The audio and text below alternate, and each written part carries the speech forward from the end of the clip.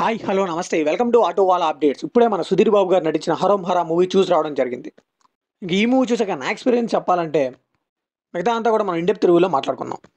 ఇంక ఈ movie basic story ఏంటంటే అది 1980s టైంలో కుప్పం అనే గ్రామం విలన్ చేతిలో నలిగిపోతూ ఉంటుంది.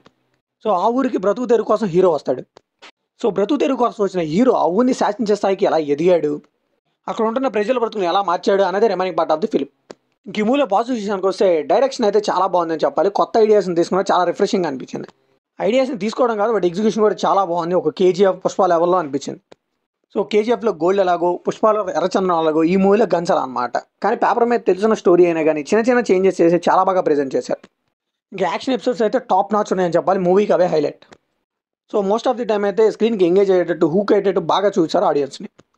ఇంకా ఇంటర్వెల్ కానీ పోస్ట్ ఇంటర్వెల్ కానీ సుధీర్ బాబు గారు అయితే నట విశ్వరూపం అని చెప్పాలండి.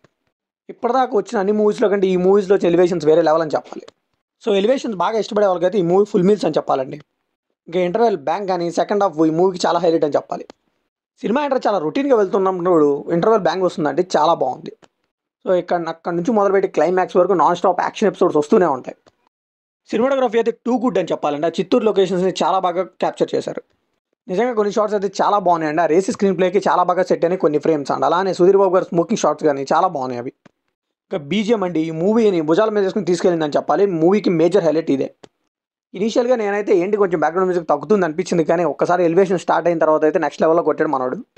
సో యాక్షన్ సీక్వెన్సెస్లో ఒకలాగా, ఎలివేషన్స్లో ఒకలాగా ఒక సాంగ్ ఉంటుందండి, చాలా బాగుంది ఆ ఎలివేషన్ సాంగ్ అయితే. సో ఇలా డిఫరెన్షియేట్ చేస్తూ చాలా బాగా కొట్టారు. మ్యూజిక్ మాత్రం ప్రొడక్షన్ వాల్యూస్ కూడా పెట్టిన ప్రతి రూపాయి కూడా మన స్క్రీన్ మీద కనిపిస్తుంది. అంటే సుధీర్ గారు కొంచెం ఫ్లాపుల్లో ఉన్నా కానీ ఆయనతో ఎలాంటి మూవీ తీయటం అంటే మామూలు విషయం కాదు. అది కూడా బడ్జెట్కి ఎక్కడ కాంప్రమైజ్ అవ్వకుండా. ఇంక ఈ మూవీలో నెగిటివ్స్ విషయానికి వస్తే స్టోరీ సెటప్ కానీ ఇదంతా చాలా రొటీన్గా అనిపిస్తుందండి. ఆల్రెడీ ఇలాంటి మూవీస్ మనం చాలా చూసేసాం అనిపిస్తుంది. సో ఇనీషియల్గా ఫస్ట్ హాఫ్లో వచ్చే ఎమోషన్స్ కానీ యాక్షన్ సీక్వెన్సెస్ కానీ ఏవి కూడా పెద్దగా రిజిస్టర్ అవ్వండి ఆడియన్స్కి.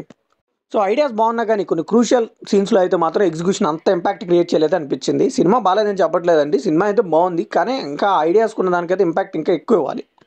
ఇంకా సాంగ్స్ అయితే మూవీకి పెద్ద మైనస్ అని చెప్పాలి. అవి కూడా బాగుంటే ఈ మూవీ నెక్స్ట్ లెవెల్లో ఉండేది. ఫస్ట్ హాఫ్లో వచ్చే 2 సాంగ్స్ అయితే అసలు ఎందుకు తీసారో వాళ్ళకే తెలియాలి. అక్కడక్కడ సాంగ్స్ అయితే స్టోరీ కొంచెం అడ్డం పడుతున్నాయో అనిపించింది నాకు. ఇంకా ఎడిటింగ్ కూడా ఇంకొంచెం బెటర్గా ఉంటే బాగుండేది అనిపించింది.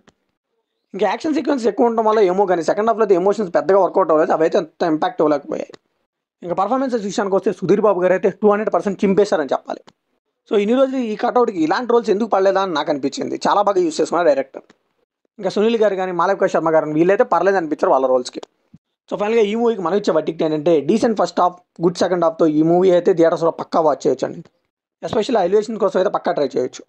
సో ఇది కంప్లీట్లీ నా ఒపీనియన్ మాత్రం. మరి ఈ మూవీ మీకు అనిపిస్తుంది కాబట్టి షేర్ చేసుకోండి, లైక్ చేయండి, షేర్ చేయండి, వెళ్ళి ముందు సబ్స్క్రైబ్ చేసుకోండి.